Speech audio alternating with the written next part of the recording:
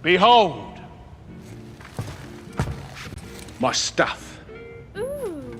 Stellaris is a big game with a lot of expansions as well as DLC. Some of them large, some of them big, but if you would buy all of them in one big pack, you'd be looking at a fair chunk of change. And it's also important to know that you don't necessarily need everything. There are some expansions that are significantly better than others in terms of the amount of gameplay value that they add, and more importantly, the experience that you can get out of it. You don't need to buy everything at once, and you can start off with a few if you are looking to play more of the game, that is. And it's also important to know that stuff is always on sale. So with this list today, we're going to categorize the expansions into a tier list to see which ones are interesting. Now, unlike standard tier lists, we're not going to be listing them A to F. We're going to put them into my own version of the tier list, which is the must-haves, the great value, more Stellaris, weird sci-fi tropes that may be interesting for you to play, and finally, optional. First off, there is the optional category. This is purely for expansions that I personally would consider completely optional, and that is mainly because of the mechanics that the expansion adds, as well as the general value that you can get out of it. And we're going to start things off here with Nemesis. Nemesis is very much an optional expansion. And why is that? Unlike a lot of the other expansion, Nemesis really leans onto what is commonly referred to as monolithic features. Features that are very scarcely usable without, focusing on them. These are things like playing as the super bad guy who can destroy the entire galaxy, or becoming emperor of said galaxy. These are very niche scenarios that you may not necessarily play all the time, or even encounter with the AI. Sure, outside of these monolithic features, there are some additional fluff items, espionage operations come to mind, but at this moment in time, that is just not enough value to warrant to buy Nemesis straight up. Unless you really, really want to blow up a galaxy, you're not going to get a lot of replayability out of it, which is a really unfortunate thing for what is considered to be a major expansion. Therefore, Stellaris Nemesis goes very much into the optional category and is the only one there. Yeah, it's literally the only super optional expansion that is within the game. All the other ones fit in the other categories, which means that we can move on to sci-fi tropes. Sci-fi tropes is a category which is very much defined by niche things within science fiction. Things that may not necessarily come up all that often, but you may want to try out. Things like, I want to play as a certain type of species, I want to play as living fungus, etc. If this is something that does not interest you, then these particular expansions may not be interesting for you. So, without further ado, let's move on from there on. Plantoids is the very first one that we're going to be putting in sci-fi tropes. Plantoids is very much focused on playing as plant-like species and adds a whole slew of new civics as well as plant-based features to the game. Essentially, you can play, as I mentioned, as a plant and have all sorts of options in terms of how do you grow as a species? How do you grow as an empire? Where do you come from? Are you from a bombed out planet that is filled with radioactivity and you want to harness that as a plant? Then Plantoid may be something for you. It also comes with a brand new ship set, which is kind of nice, as well as a slew of portraits. But overall, unless you're really looking for the tropes that are part of that and you want to have sentient plants in your galaxy, this may not be for you. Let's put it that way. We're going to put Plantoids in the sci-fi tropes category and just leave it there, because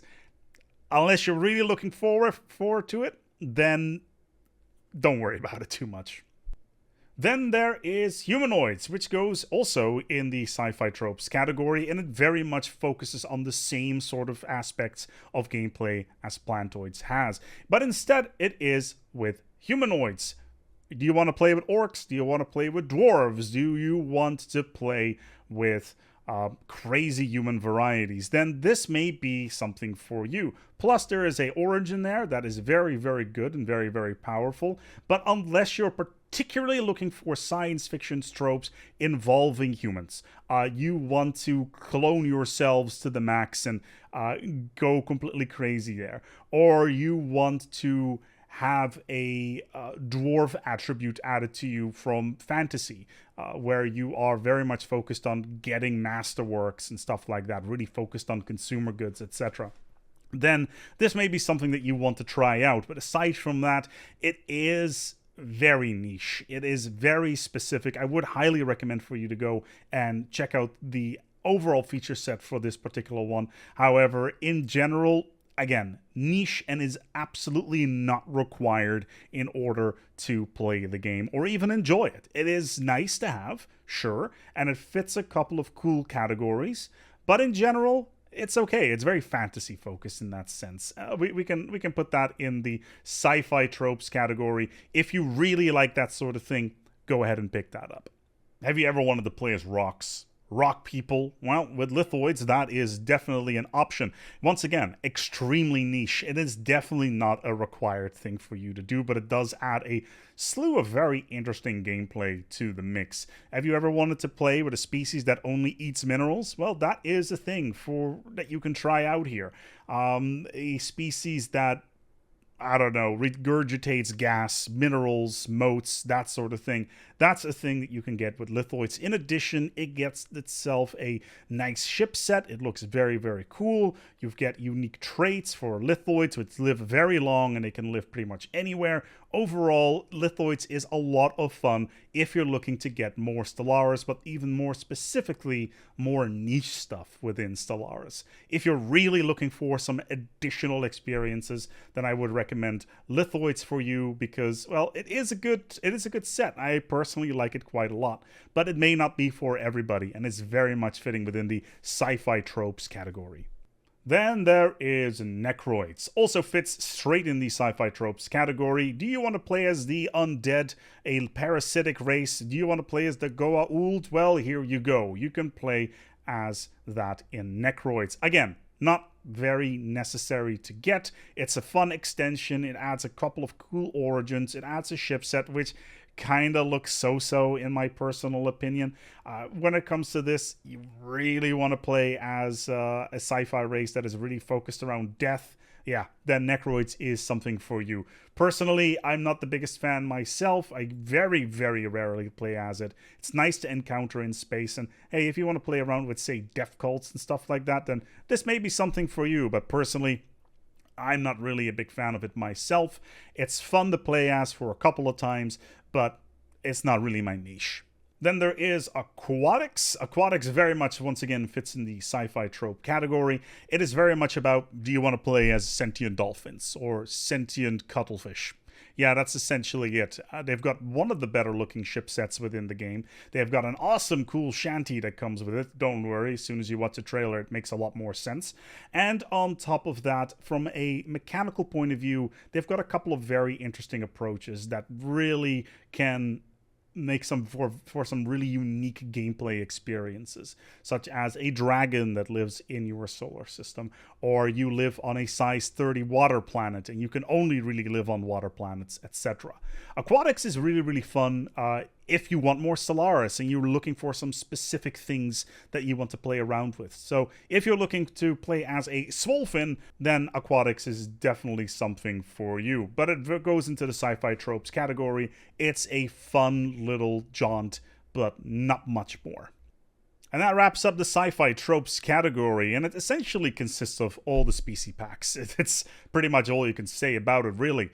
But with that out of the way, it's time to talk about more Stellaris. Have you played for a significant amount of time and you think by yourself, you know what, I want to play more of this game, and I've already have the must-haves and I want to experience more of the galaxy at hand? Well, more Stellaris is where we are at. First off, there is Ancient Relics. Ancient Relics essentially adds the ability to have a more of a historical perspective on the galaxy. It adds new events to the game. It adds a relic system as well as an archaeology system where you can discover new sites in space. It's very much a system on top of the archaeology, and it is rather fun, even though in some cases it's a little bit weak in terms of how the system is set up. I personally am not a big fan of how the overall archaeology system works, but if you want more Stellaris and you want to experience more of the galaxy and you really like the aspect of discovery, then Ancient Relics is definitely something that you should try out. It is a lot of interesting stuff that is going on there. It's always on sale. It's a nice little pickup if you just want to experience more of the game. Following that is Synthetic Dawn. Synthetic Dawn is essentially robots in space, or what if Skynet got off the planet? Same thing goes for the robots within the Matrix. Basically, in this particular expansion, you can play as a robot species of a wide variety. Do you want to go full Skynet and just completely destroy everything? You can do that. Do you want to play as a standard robot empire that is just happens to be people? Yeah, you can totally do that. Do you want to play as a empire that takes organics and just makes them eat ice cream all day? You can do that. That is definitely something that you can do within Synthetic Dawn. It is a lot of good fun, and it's very much more Stellaris. It is an older expansion though, so some of the features may not be supported all that well anymore to this day, and it may have aged a little bit, but I wouldn't be surprised if it's going to get another content pass in the near future, with the new situation system being applied to this. We saw this to Leviathans as well, and I wouldn't be surprised if Synthetic Dawn does more in that regard. Then there is Leviathans, once again more Stellaris. If you fancy finding giant creatures in space, which give you a little bit of a runaround because they're very, very powerful, they're kind of like mini-bosses more than anything, then Leviathans may be something for you. If you really are looking to fill up the mid-game for Stellaris, then Leviathans adds a decent amount of value there. And essentially, it has been redone a little bit recently with the situation system, as I've already mentioned before, and it has been given a significant upgrade as of Overlord as well, which is rather nice. Do you want to fight a giant dragon in space? You can do that. Do you want to find a enigmatic fortress somewhere and then go inside of it and see what's going on with a far-breaching thing, which is almost like a RPG? Yeah, you can do that. Do you want to find special enclaves in space that can give you resources?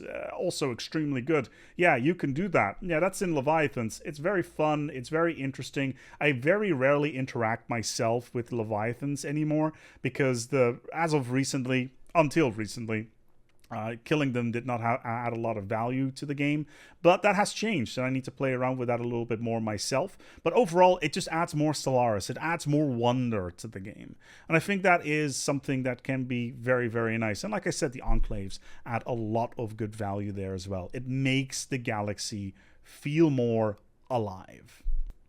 Then we get to the great value category. We only have 6 more expansions on the list, and you may have noticed that almost all of them are the larger ones. Yes, they all add a lot of good value, except you, Nemesis. And essentially, we're going to start off here with Apocalypse. Apocalypse adds a slew of new content, the ability to blow up a planet, Titan-class ships, ion cannons, the Marauders with the Great Khan, etc. There's a lot of stuff here that can have significant impact on your game. And on top of that, it is also relatively old at this point, which means it's on sale pretty much all the time and is a great pickup whenever you can get it. Normally, it goes for about $20, but these days you can get it for a tenner, and it just adds a significant amount of value that I think cannot be overlooked. Apocalypse is great. It's fun. It's good. You can blow up planets. What more do you want? Federations. Now, Federations added a completely new idea behind Stellaris, and that is soft power. Yeah, soft power was never really a thing within the game until this particular expansion, and essentially it gives you the ability to interact with the galactic community a lot more effectively. Plus, you can have new megastructures, you can have a juggernaut, which is essentially a mobile starbase, and most importantly, you can build the mega shipyard, which is objectively one of the best mega structures within the game. There's new Federation types, there is a whole slew of other stuff, new events, and Federations just adds a lot of value. I don't think you can go wrong here. It's so much fun. It's build some new stuff within the galactic community, build those mega structures, and become so powerful. It's not really up there with the must-have, but it is great value, and I do recommend for you to pick it up when you can. Then there is Overlord. Now, this may be a little bit of a controversial take, because Overlord has been released as of the making of the video relatively recently. It is a larger expansion, but it does add a lot of very interesting new fundamental systems to the game, some of which that I don't agree should be part of the expansion itself, mainly the hyper relays.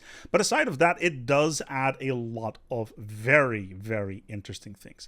It adds hyper relays, which is one of the new infrastructure systems within the game, which, as I mentioned, I'd rather have with the into the base game at this point, but maybe sometime in the future.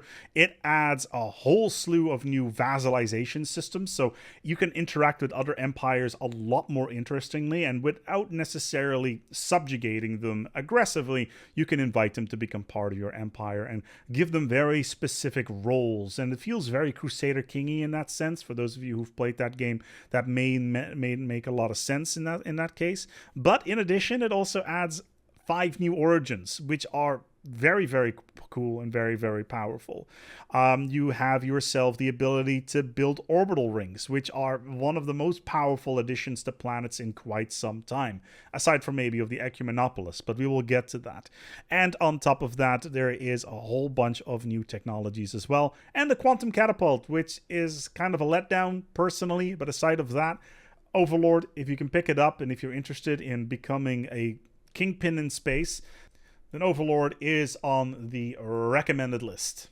Have you ever wanted to play as the Ferengi from Star Trek and use the rules of acquisition to dominate the galaxy? Well, Megacorp is essentially that, and it has a lot of great value. Once again, Megacorp adds a brand new type of government with a whole bunch of new civics on top of that, and a whole bunch of new features. The ability to place your buildings on other people's planet is really fun. It adds a lot of good interaction with other worlds, and you could become also a criminal organization if you would want to. Yes, that's totally possible. But that's not necessarily where the biggest value lies within this expansion. Sure, you can play as a Megacorp a couple of times. It'd be pretty fun, but aside from that, you would not necessarily interact with them all that much, aside from maybe the AI. No, the real value here is the Ecumenopolis, as well as the matter decompressor, the art installation, or the strategic coordination center. The Ecumenopolis essentially paves your entire planet over and turns it into a production powerhouse, probably one of the most powerful planet types within the game. The mega structures are really good, especially in the matter decompressor. You will never run out of minerals ever again. There is caravaneers which float around in space and can give you all sorts of abilities, as well as a bunch of new ascension perks. And because of that, Megacorp goes into the great value category. Pick it up when you can. Which leaves us with the must-have category. These are expansions that you should probably pick up right now if you already haven't. They're a little bit older as of this point in time, and they should be on sale, or they should be relatively easy to get, or at least it shouldn't, break the bank. And to start off, there is Distant Stars. Distant Stars was originally going to be into the more Stellaris category, but Distant Stars to me is such a foundational piece of the game, and it really adds so much more Stellaris to the game that it goes into the must-have category. over more than 100 new anomalies, creatures in space, new stuff to see, new systems, etc. And it is a story pack, which means it's one of the cheaper ones, and it is just so good. If you ever felt that Stellaris was a little bit empty in terms of content, then just get this pack and boom, there you have it. The galaxy is full of things to find and discover. It is just so good. It is. I wish they would make more of this. Distant Stars is by far my favorite expansion, and it's just beyond good. Like, what are you doing? Just go ahead and go and grab it. It has my stamp of approval. It adds so much good stuff. It is cheap. It is awesome. Creatures in space. What more could you want? And then we get to the first large expansion for Stellaris that was ever released, and is considered to be, by many, to be the best expansion out there. It adds so much value. It adds the concept of megastructures. It adds a ton of Ascension perks. Do you want to build a Dyson Sphere? Yeah, you can do that now. Ring Worlds? You can totally do that. Do you want to define what your species does or a subspecies within your empire? Yeah, you can do that. Utopia is amazing. It is the best expansion of the game. That's more all you can say about it. It is an absolute must-have.